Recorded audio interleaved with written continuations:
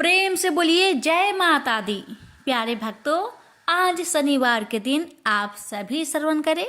शनिवार काली माता की व्रत कथा पूजन विधि के साथ। शनिवार के दिन काली माता का पूजा का विशेष महत्व है। माँ काली को शक्ति और दुष्टों का संहार करने वाली देवी माना जाता है। उनके पूजन से भय, नकारात्मक ऊर्जा और शत्रु बाधा समाप्त होती है। प्यारे भक्तों, आपको मैं बता दूं कि शनिवार को माँ काली की पूजा करने से और माँ काली की कथा को श्रद्धा पूर्वक श्रवण करने से सभी कष्ट, रोग और शत्रुओं से मुक्ति मिलती है। यह दिन विशेष रूप से उन लोगों के लिए शुभ है जो मानसिक और शारीरिक समस्याओं से पीड़ित है। जानिए काली माता की पूजा विधि के बारे में। सर्वप्रथम प्रातःकाल उठकर स्नान करके स्वच्छ वस्त्र धारण करें। पूजा स्थल को गंगा जल से शुद्ध करें। घर के पूर्व या उत्तर दिशा में माँ काली की मूर्ति या चित्र रखें। मूर्ति के पास दीपक और अगरबत्ती जलाएं। माँ काली की पूजा का संकल्प लें और अपनी मनोकामनाएं व्यक्त करें। पूजन सामग्री लाल पुष्प, अक्षत, धूप, दीप, नैवेद्य, मिठाई या फल, काले तिल और सिंदूर का उपयोग करें। सरसों के तेल का दीपक जलाना शुभ माना जाता है। माँ काली के मंत्र ओम क्रीं कालिकाय नमः का जप करते हुए पुष्प चढ़ाएं, नैवेद्य अर्पित करें और माँ से अपनी समस्याओं का समाधान मांगे। ध्यान करें और कम से कम 11 बार काली चालीसा या काली मंत्र का पाठ करें। माँ काली की आरती करें और प्रसाद सभी में वितरित करें। अब आइए भक्तों, श्रवण करते हैं माँ काली की व्रत कथा। प्रेम से बोलिए जय श्री गणेश, काली माता की जय। एक बार दैत्यों की शक्ति बहुत अधिक बढ़ गई। उन्होंने देवराज इंद्र का सिंहासन छीनकर सभी देवताओं को स्वर्ग से निकाल वहां अधिकार कर लिया। इन दैत्यों के राजा शुभ और निशुभ नामक 2 भाई थे।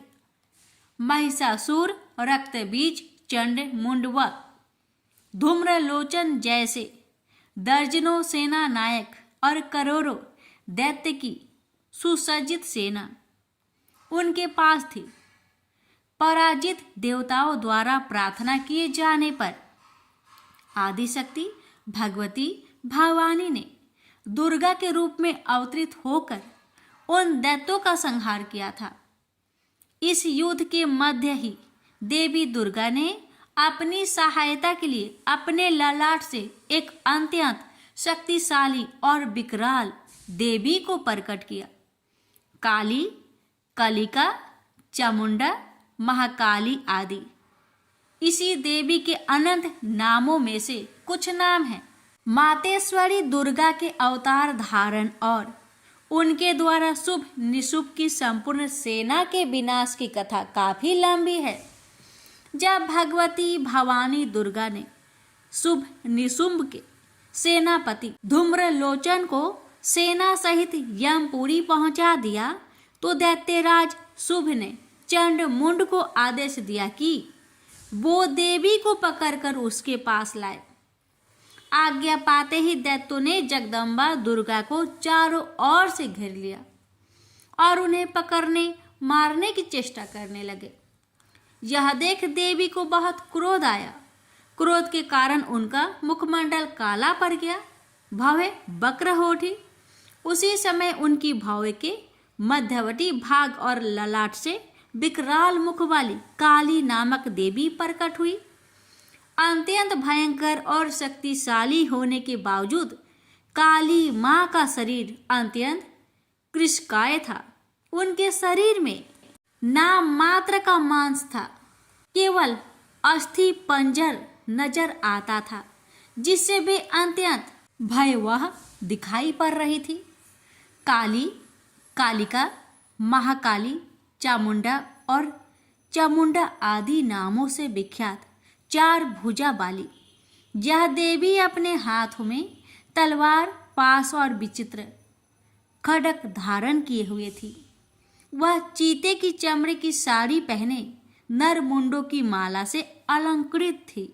भवानी दुर्गा के मस्तक से प्रकट होने के बावजूद काली माँ का स्वरूप अत्यंत विकराल था। वे काफी लंबी पतली थी और किसी भी वाहन पर सवार नहीं थी। उनका मुखमंडल बहुत अधिक बड़ा था। उनकी लंबी जीभ काफी बाहर तक निकली हुई थी। उनकी आंखें अंगारों की तरह दहक रही थी और अपनी भीषण गर्जना से पृथ्वी आकाश को कपा रही थी। अपनी घोर गर्जना से सभी दिशाओं को गुजारते हुए मातेश्वरी काली बड़े वेग से दैत्यों की सेना पर टूट पड़ी और उनका भक्षण करने लगी। वे पार्श रक्षकों, अंकुशधारी, महावतों, योद्धाओं तथा अनेक हाथियों को एक ही हाथ में पकड़कर अपने मुख का ग्रास बना रही थी। किसी को बालों से पकड़ लेती, किसी का गला दबोच लेती, किसी को पैरों से कुचल डालती और किसी को छाती के धक्के से गिराकर मार देती। वे असुरों के फेंके हुए बड़े बड़े अस्त्र शस्त्र मुंह से पकड़ लेती और रोष में भरकर उनको दांतों से चकनाचूर कर डालती। काली द्वारा अनेक दैत्य तलवार के घाट उतर गए, अनेक खटवांग से पीटे गए और कितने ही असुर दांतों के अग्रभाग से कुचले जाकर मृत्यु को प्राप्त हुए। इस प्रकार देवी ने असुरों की उस समस्त सेना को क्षण भर में ही धराशायी कर दिया। अपनी सेना का विनाश होते देख चंड काली देवी की ओर दौड़ा।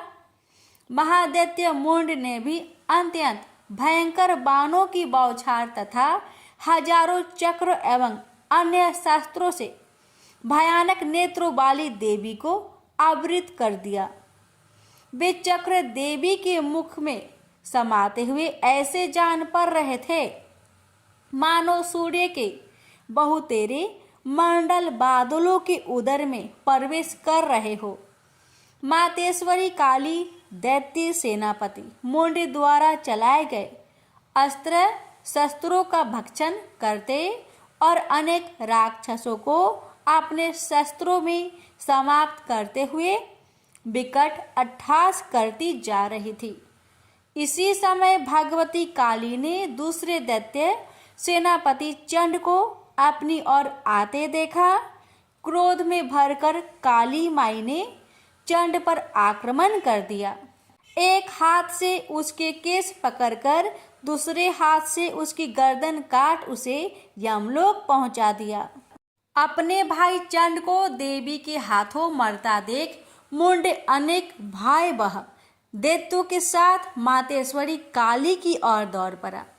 तब देवी ने रोष में उसे तलवार से मारकर धरती पर सुला दिया।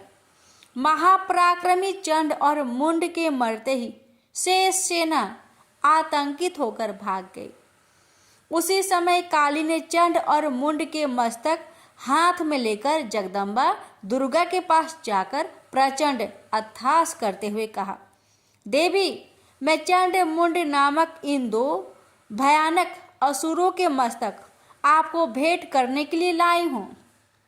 इस पर कल्याणमयी दुर्गा ने काली से मधुर वाणी में कहा, देवी, तुम चंड और मुंड को मारकर मेरे पास आई हो, इसलिए संसार में तुम्हारा एक नाम चामुंडा भी होगा। मातेश्वरी काली द्वारा चंड मुंड और अनेक सैनिकों के मारे जाने पर दैत्यराज शुंभ स्वयं अपने सभी सेनापतियों सहित युद्ध के लिए वहां आ गया। कई करोड़ असुर सैनिक उनके साथ थे। उस समय सभी मात्र शक्तियां भी देवी की सहायता के लिए युद्ध क्षेत्र में आ गई। दोनों ओर से भीषण अस्त्र शस्त्र चलने लगे। इस समय मातेश्वरी काली सभी मात्र शक्तियों से आगे रहकर रणभूमि में विचरने लगी। अपने खटवांग, त्रिशूल एवं अन्य अस्त्र शस्त्रों से वे असंख्य दैत्यों को काल के गाल में पहुंचा रही थी। यद्यपि सभी मात्र शक्तियां मातेश्वरी दुर्गा एवं उनका सिंह अनेक दैत्यों को समाप्त कर रहे थे, परंतु मातेश्वरी काली साक्षात रण चंडी बनकर दैत्यों को गाजर मूली की तरह काट रही थी। मातेश्वरी काली इस समय इतने क्रोध में भरी हुई थी कि वे दैत्यों को अस्त्र शस्त्रों से मारने के साथ ही उनका भक्षण भी करती जा रही थी। अत्यंत भयंकर और विकराल रूप था इस समय मातेश्वरी काली का। अनेक राक्षस तो आपके इस रूप को देखकर तथा उनके द्वारा लगाए जा रहे अट्ठासों की भीषण आवाज सुनकर ही यमलोक सिधार गए। मातेश्वरी काली का अवतरण मात्र इन दैत्यों को मारने के लिए ही नहीं हुआ था, उनका इससे भी अधिक महान कार्य था। दैत्य सेनापति रक्तबीज के वध में भगवती दुर्गा की सहायता करना। उस प्रचंड दैत्य रक्तबीज को एक अद्भुत वरदान प्राप्त था। जहां भी उसके रक्त की एक बूंद गिरती थी वहीं तत्काल उतना ही शक्तिशाली एक असुर उत्पन्न हो जाता था। मातेश्वरी काली, भगवती दुर्गा और अन्य मात्र शक्तियों के हाथों दैत्यों को मरते एवं घायल होते देख महादैत्य रक्तबीज ने मातेश्वरी पर हमला कर दिया। वह अपनी गदा से सभी मात्र शक्तियों पर एक साथ प्रहार करने लगा। जब मात्र शक्तियों ने उस पर प्रहार किए तो उसके शरीर का रक्त जहां जहां गिरता वहां वहां उसके समान ही एक अन्य बलशाली दैत्य पैदा हो जाता। इस प्रकार वहां असंख्य दैत्य उत्पन्न हो गए जो रक्त बीज के समान ही बलशाली, भीषण और युद्ध कला में निपुण थे। इस समस्या का एकमात्र समाधान यही था कि रक्त बीज के अंग प्रत्यंग तो काटे जाए, परंतु उसके शरीर से निकलने वाले रक्त की एक बूंद भी भूमि पर न गिरने दी जाए। इस प्रयोजन की पूर्ति के लिए भगवती भवानी दुर्गा ने काली को चामुंडा नाम से संबोधित करते हुए कहा, चामुंडे, तुम अपने मुख को अधिक विस्तृत करो तथा मेरे शस्त्र पात से गिरने वाले रक्त बिंदु एवं उनसे उत्पन्न होने वाले महादैत्यों को अपने इस भयानक मुख से खा जाओ। इस प्रकार रक्त से उत्पन्न होने वाले महादैत्यों का भक्षण करती हुई तुम रण में विचरती रहो। ऐसा करने से उस दैत्य का सारा रक्त खत्म हो जाने पर वह स्वयं भी नष्ट हो जाएगा। जब तुम उन भयंकर दैत्यों को खा जाओगी तो दूसरे दैत्य नहीं उत्पन्न हो सकते। मातेश्वरी दुर्गा की यह बात सुनकर भगवती काली ने अपना आकार बहुत बड़ा कर लिया। इस प्रकार उन्होंने रक्त बीज के रुधिर के पान और दैत्यों के भक्षण हेतु महाकाली का विकराल रूप धारण कर लिया। भगवती दुर्गा जो इस समय क्रोध के आवेग में रणचंडी अर्थात देवी चंडिका बनी हुई थी, अपने भीषण शूल से उस महादैत्य रक्त बीज पर प्रहार किया। फलस्वरूप उसके शरीर से रक्त की धार बहने लगी, जिसे तत्काल ही मातेश्वरी काली ने अपनी लपलपाती जुआ द्वारा उदर स्वस्थ कर लिया। भगवती भवानी ने रक्त बीज पर प्रहार जारी रखी। उसके शरीर में स्थान से रक्त की धारा बहने लगी। रक्त बीज महाबलशाली और भयंकर दैत्य था, अतः उसके शरीर से बहुत अधिक रक्त बह रहा था, परंतु उसका जितना भी रक्त बह रहा था काली माँ अर्थात देवी चामुंडा उसे तत्काल पीती जा रही थी। इस रक्त को पीते समय रुधिर से काली के मुख में जो महादैत्य उत्पन्न हुए उन्हें भी वे उदरस्त करती चली गई।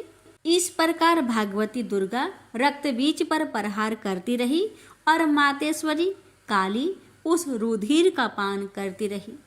इस समय रक्त बीज के रक्त और उनसे उत्पन्न असंख्य दैत्यों को भक्षण करने के लिए भगवती काली ने अपने मुख का आकार अत्यंत विस्तृत कर लिया था। उन्होंने संपूर्ण रणभूमि में अपनी जीवा को फैला दिया था। रक्त बीज तथा अन्य सभी असुरों को मारने के पश्चात मातवेश्वरी काली सभी मात्र शक्तियों सहित भगवती दुर्गा में लीन हो गई। शास्त्रों में मातेश्वरी काली के इस स्वरूप को चामुंडा कहा गया है, जबकि जन सामान्य उन्हें मातेश्वरी काली, काली माई अथवा महाकाली ही कहता है। माँ काली के अधिकांश आराधक, उपासक और तंत्र साधक मातेश्वरी के इस रूप की पूजा, आराधना और उपासना करते हैं। वैसे भगवती काली का यह रुद्र रूप दुष्टों और असुरों के लिए ही विकराल है, भक्तों के लिए तो आप दया का सागर है। वे कल भी ममतामयी मातेश्वरी थी, आज भी है और जब तक यह सृष्टि है तब तक रहेगी। प्रेम से बोलिए माँ काली की जय। हे माँ, आपकी कथा कहने वाले, सुनने वाले, हुक्कार भरने वाले सभी भक्तों पर अपनी कृपा सदा सर्वदा बनाए रखना। प्रेम से बोलिए काली मैया की जय। अब सुनिए काली मैया की आरती। अम्बे तू है जगदम्बे काली, जय दुर्गे खप्पर बाली, तेरे ही गुण गाए भारती। ओ मैया हम सब उतारे तेरी आरती, तेरे भक्त जनों पर भीड़ पड़ी है भारी माँ, दानव दल पर टूट परो माँ करके सिंह सवारी। 100 सिंहों से बलशाली, अष्टभुजाओ भाली, दुष्टों को पल में संहारती। ओ मैया हम सब उतारे तेरी आरती। अम्बे तू है जगदम्बे काली, जय दुर्गे खप्पर बाली, तेरे ही गुण गाए भारती। ओ मैया हम सब उतारे तेरी आरती। माँ बेटी का है इस जग में बड़ा ही निर्मल नाता, पूत कपूत सुने है परे, ना माता सुनी कुमाता। सब पे करुणा दर्शाने वाली, अमृत बरसाने वाली, दुखियों के दुख रेने वारती। ओ मैया हम सब उतारे तेरी आरती। अम्बे तू है जगदम्बे काली, जय दुर्गे खप्पर वाली, तेरे ही गुण गाए भारती। ओ मैया हम सब उतारे तेरी आरती। नहीं मांगते धन और दौलत, ना चांदी ना सोना, हम तो मांगे माँ तेरी मन में एक छोटा सा कोना। सबकी बिगड़ी बनाने वाली, लाजे बचाने वाली, सतियों के सत्य को संवारती। ओ मैया हम सब उतारे तेरी आरती। अम्बे तू है जगदम्बे काली, जय दुर्गे खप्पर वाली, तेरे ही गुण गाए भारती। ओ मैया हम सब उतारे तेरी आरती। चरण शरण में खड़े तुम्हारी ले पूजा की थाली, बरद हस्त सर पर रख दो माँ संकट हरने वाली, माँ भर दो भक्ति रस प्याली। अष्टभुजाओ बाली, भक्तों के कारज तू ही सारती। ओ मैया हम सब उतारे तेरी आरती। अम्बे तू है जगदम्बे काली, जय दुर्गे खप्पर वाली, तेरे ही गुण गाए भारती। ओ मैया हम सब उतारे तेरी आरती। प्रेम से बोलिए काली मैया की जय। अब सुनिए शनिवार शनि भगवान की व्रत कथा। शनिवार व्रत कथा। एक ब्राह्मण को सपने में नीली घोड़ी पर नीली कपड़े पहने एक आदमी दिखाई देता था और कहता है, हे ब्राह्मण देवता, मैं तेरे लगूंगा। ब्राह्मण घबरा कर उठ गया। अगले दिन यही सपना उसे फिर आता है। यह सपना उसे रोज आने लगा। वह परेशान हो गया और चिंता के मारे दुबला होने लगा। उसकी पत्नी ने कारण पूछा, तो उसने सपने के बारे में बताया। ब्राह्मणी बोली, वे अवश्य ही शनि महाराज होंगे। अब की बार दिखे तो कहना लग जाओ, पर सवा पहर से ज्यादा मत लगना। उस दिन सपने आने पर ब्राह्मण ने कहा, लग जाओ, पर कितने समय के लिए लगोगे? शनि जी बोले, 7.5 वर्ष का लगूंगा। ब्राह्मण ने कहा, क्षमा करे शनि जी, इतना भारी तो मुझसे झेला नहीं जाएगा। तब शनि जी बोले, तो 5 वर्ष का लग जाऊंगा। ब्राह्मण बोला, यह भी मेरे लिए ज्यादा है। शनि जी बोले, 2.5 साल का लग जाऊं। ब्राह्मण ने मना किया तो शनि जी कहने लगे, सवा पहर का तो लगूंगा ही, इतना तो कोढ़ी कलंगी भिखारी के भी लग जाता हूँ। तब ब्राह्मण ने कहा, ठीक है। ब्राह्मण को सवा पहर की शनि की दशा लग गई। ब्राह्मण ने नींद से जागकर ब्राह्मण से कहा, मेरे सवा पहर शनि की दशा लग गई है, इसलिए मैं जंगल में जाकर यह समय बिताऊंगा। मेरे लिए खाने पीने का सामान बांध दे। मेरे पीछे से किसी से लड़ाई झगड़ा ना हो, इसका ध्यान रखना। ज्यादातर घर में ही रहना, बच्चों का भी ध्यान रखना। इस सवा पहर के समय में कोई गाली भी दे तो चुपचाप सुन लेना, बहस मत करना। यह सब समझाकर ब्राह्मण जंगल में चला गया। जंगल में ब्राह्मण एक पीपल के पेड़ के नीचे बैठ गया और हनुमान जी का पाठ करने लगा। 1 पहर बीत गया। ब्राह्मण ने सोचा, बाकी बचा समय रास्ते में बीत जाएगा, इसलिए वहां से चल दिया। रास्ते में एक बाड़ी में मतीरे लगे देखे। माली से एक मतीरा खरीदा, पोटली में बांधा और आगे बढ़ा। आगे एक आदमी मिला जो असल में शनिदेव थे। ब्राह्मण से पूछा, पोटली में क्या है? उसने कहा, मतीरा है। शनिदेव बोले, दिखाओ।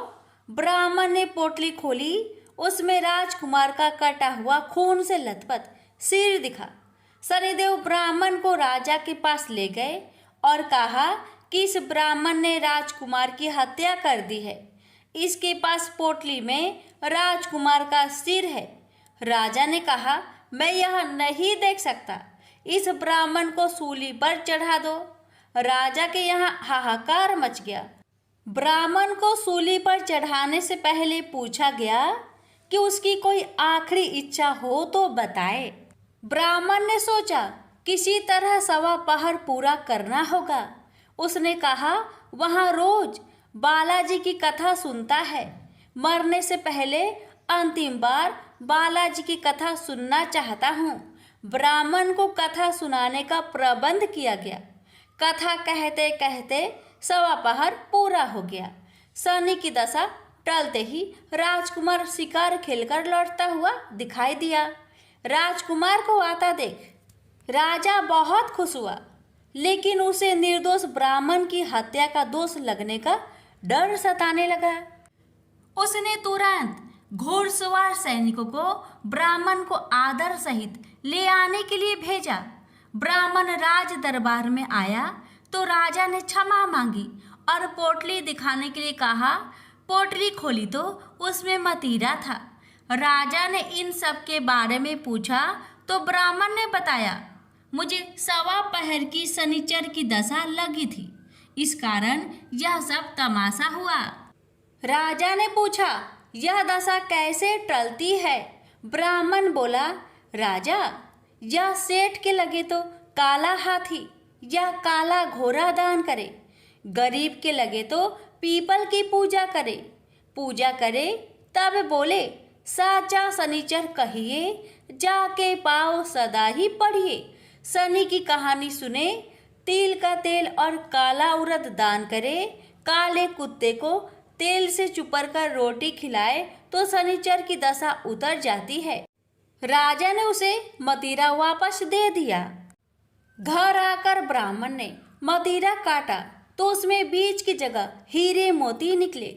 ब्राह्मण ने पूछा, यह कहाँ से लाए? आप तो कह रहे थे कि शनि की दशा लगी है। ब्राह्मण ने कहा, जब दशा लगी थी तो यही मदिरा राजकुमार का सिर बन गया था। उतरती दशा के शनि जी निहाल कर गए। हे शनि देवता, जैसे ब्राह्मण के शनि की दशा लगी वैसे किसी को ना लगे। प्रेम से बोलिए शनि देव की जय। एक समय स्वर्गलोक में सबसे बड़ा कौन के प्रश्न पर 9 ग्रहों में वाद विवाद हो गया। विवाद इतना बढ़ा कि परस्पर भयंकर युद्ध की स्थिति बन गई। निर्णय के लिए सभी देवता देवराज इंद्र के पास पहुंचे और बोले, हे देवराज, आपको निर्णय करना होगा कि हम में से सबसे बड़ा कौन है। देवताओं का प्रश्न सुनकर देवराज इंद्र उलझन में पड़ गए। इंद्र बोले, मैं इस प्रश्न का उत्तर देने में असमर्थ हूं। हम सभी पृथ्वी लोक में उज्जैनी नगरी में राजा विक्रमादित्य के पास चलते हैं। देवराज इंद्र सहित सभी ग्रह देवता उज्जैनी नगरी पहुंचे। महल में पहुंचकर जब देवताओं ने उनसे अपना प्रश्न पूछा तो राजा विक्रमादित्य भी कुछ देर के लिए परेशान हो उठे, क्योंकि सभी देवता अपनी अपनी शक्तियों के कारण महान थे। किसी को भी छोटा या बड़ा कह देने से उनके क्रोध के प्रकोप से भयंकर हानि पहुंच सकती थी। अचानक राजा विक्रमादित्य को एक उपाय सूझा और उन्होंने विभिन्न धातुओं स्वर्ण, रजत, चांदी, कांसा, ताम्र यानी तांबा, सीसा, रांगा, जस्ता, अभ्रक व लोहे के 9 आसन बनवाए। धातुओं के गुणों के अनुसार सभी आसनों को एक दूसरे के पीछे रखवाकर उन्होंने देवताओं को अपने अपने सिंहासन पर बैठने के लिए कहा। देवताओं के बैठने के बाद राजा विक्रमादित्य ने कहा, आपका निर्णय तो स्वयं हो गया। जो सबसे पहले सिंहासन पर विराजमान है वही सबसे बड़ा है। राजा विक्रमादित्य के निर्णय को सुनकर शनि देवता ने सबसे पीछे आसन पर बैठने के कारण अपने को छोटा जानकर क्रोधित होकर कहा, राजा विक्रमादित्य, तुमने मुझे सबसे पीछे बैठाकर मेरा अपमान किया है। तुम मेरी शक्तियों से परिचित नहीं हो। मैं तुम्हारा सर्वनाश कर दूंगा। शनि ने कहा, सूर्य एक राशि पर 1 महीने, चंद्रमा 2.25 दिन, मंगल 1.5 महीने, बुध और शुक्र 1 महीने, बृहस्पति 13 महीने रहते हैं, लेकिन मैं किसी राशि पर 7.5 वर्ष 7.5 तक रहता हूं। बड़े बड़े देवताओं को मैंने अपने प्रकोप से पीड़ित किया है। राम को 7.5 के कारण ही वन में जाकर रहना पड़ा और रावण को 7.5 के कारण ही युद्ध में मृत्यु का शिकार बनना पड़ा। राजा, तू भी मेरे प्रकोप से नहीं बच सकेगा। इसके बाद अन्य ग्रहों के देवता तो प्रसन्नता के साथ चले गए, परंतु शनिदेव बड़े क्रोध के साथ वहां से विदा हुए। राजा विक्रमादित्य पहले की तरह ही न्याय करते रहे। अन्य राज्यों में सभी स्त्री पुरुष बहुत आनंद से जीवन यापन कर रहे थे। कुछ दिन ऐसे ही बीत गए। उधर शनि देवता अपने अपमान को भूले नहीं थे। विक्रम आदित्य से बदला लेने के लिए एक दिन शनिदेव ने घोड़े के व्यापारी का रूप धारण किया और बहुत से घोड़े के साथ उज्जैनी नगरी पहुंचे। राजा विक्रमादित्य ने राज्य में किसी घोड़े के व्यापारी की आने के समाचार सुना तो अपने अश्वपाल को कुछ घोड़े खरीदने के लिए भेजा। घोड़े बहुत कीमती थे। अश्वपाल ने जब वापस लौटकर इस संबंध में बताया तो राजा विक्रमादित्य ने स्वयं आकर एक सुंदर व शक्तिशाली घोड़े को पसंद किया। घोड़े की चाल देखने के लिए राजा उस घोड़े पर सवार हुए तो वह घोड़ा बिजली की गति से दौड़ पड़ा। तेजी से दौड़ता घोड़ा राजा को दूर एक जंगल में ले गया और फिर राजा को वहां गिराकर जंगल में कहीं गायब हो गया। राजा अपने नगर को लौटने के लिए जंगल में भटकने लगा, लेकिन उन्हें लौटने का कोई रास्ता नहीं मिला। राजा को भूख प्यास लगाई। बहुत घूमने पर उसे एक चरवाहा मिला। राजा ने उससे पानी मांगा। पानी पीकर राजा ने उस चरवाहे को अपनी अंगूठी दे दी। फिर उससे रास्ता पूछकर वह जंगल से निकलकर पास के नगर में पहुंचा। राजा ने एक सेठ की दुकान पर बैठकर कुछ देर आराम किया। उस सेठ ने राजा से बातचीत की तो राजा ने उसे बताया कि मैं उज्जैनी नगरी से आया हूँ। राजा के कुछ देर दुकान पर बैठने से सेठ जी की बहुत बिक्री हुई। सेठ ने राजा को बहुत भाग्यवान समझा और खुश होकर उसे अपने घर भोजन के लिए ले गया। सेठ के घर में सोने का एक हार खूंटी पर लटका हुआ था। राजा को उस कमरे में छोड़कर सेठ कुछ देर के लिए बाहर गया। तभी एक आश्चर्यजनक घटना घटी। राजा के देखते देखते सोने के उस हार को खूंटी निकल गई। सेठ ने कमरे में लौटकर हार को गायब देखा तो चोरी का संदेह राजा पर ही किया, क्योंकि उस कमरे में राजा ही अकेला बैठा था। सेठ ने अपने नौकरों से कहा कि इस परदेसी को रस्सियों से बांधकर नगर के राजा के पास ले चलो। राजा ने विक्रमादित्य से हार के बारे में पूछा तो उसने बताया कि उसके देखते ही देखते खूंटी ने हार को निगल लिया था। इस पर राजा ने क्रोधित होकर चोरी करने के अपराध में विक्रमादित्य के हाथ पांव कटवाने का आदेश दे दिया। राजा विक्रमादित्य के हाथ पांव काटकर उसे नगर के सड़क पर छोड़ दिया गया। कुछ दिन बाद एक तेली उसे उठाकर अपने घर ले गया और उसे अपने कोल्हू पर बैठा दिया। राजा आवाज देकर बैलों को हाँकता रहता। इस तरह तेली का बैल चलता रहा और राजा को भोजन मिलता रहा। शनि के प्रकोप की 7.5 पूरी होने पर वर्षा ऋतु आरंभ हुई। राजा विक्रमादित्य एक रात मेघ मल्हार गा रहा था कि तभी नगर के राजा की लड़की राजकुमारी मोहिनी रथ पर सवार उस तेली के घर के पास से गुजरी। उसने मेघ मल्हार सुना तो उसे बहुत अच्छा लगा और दासी को भेजकर गाने वाले को बुला लाने को कहा। दासी ने लौटकर राजकुमारी को अपंग राजा के बारे में सब कुछ बता दिया। राजकुमारी उसके मेघ मल्हार से बहुत मोहित हुई, अतः उसने सब कुछ जानकर भी अपंग राजा से विवाह करने का निश्चय कर लिया।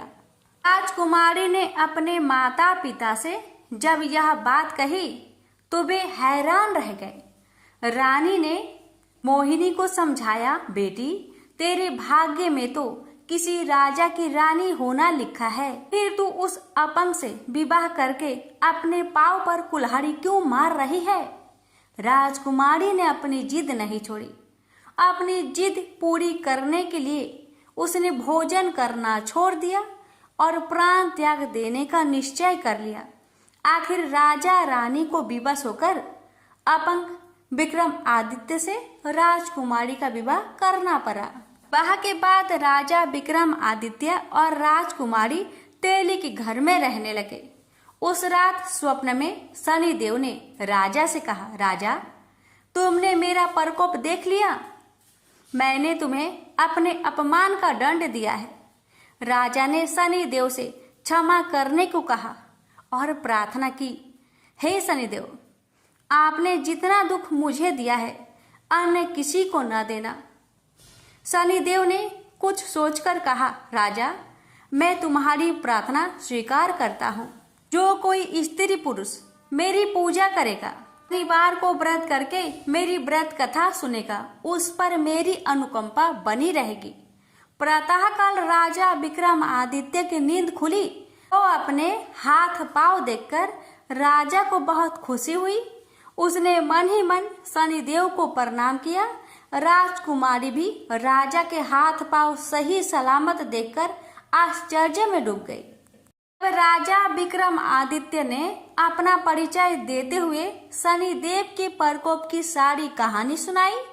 सेठ को जब इस बात का पता चला तो दौड़ता हुआ तेली के घर पहुंचा और राजा के चरणों में गिरकर क्षमा मांगने लगा। राजा ने उसे क्षमा कर दिया क्योंकि यह सब तो शनिदेव के प्रकोप के कारण हुआ था। सेठ राजा को अपने घर ले गया और उसे भोजन कराया। भोजन कराते समय वहां एक आश्चर्यजनक घटना घटी। सबके देखते देखते उस खूंटी ने हार उगल दिया। सेठ जी ने अपनी बेटी का विवाह भी राजा के साथ कर दिया और बहुत से स्वर्ण आभूषण धन आदि देकर राजा को विदा किया। राजा विक्रमादित्य राजकुमारी मोहिनी और सेठ की बेटी के साथ उज्जैनी पहुंचे तो नगर वासियों ने हर्ष से उनका स्वागत किया।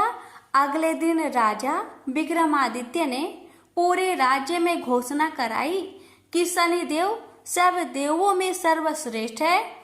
प्रत्येक स्त्री पुरुष शनिवार को उनका व्रत करे और व्रत कथा अवश्य सुने। राजा विक्रमादित्य की घोषणा से शनिदेव बहुत प्रसन्न हुए। शनिवार का व्रत करने और व्रत कथा सुनने के कारण सभी लोगों की मनोकामनाएं शनिदेव की अनुकंपा से पूरी होने लगी। सभी लोग आनंद पूर्वक रहने लगे। प्रेम से बोलिए शनि महाराज की जय हो।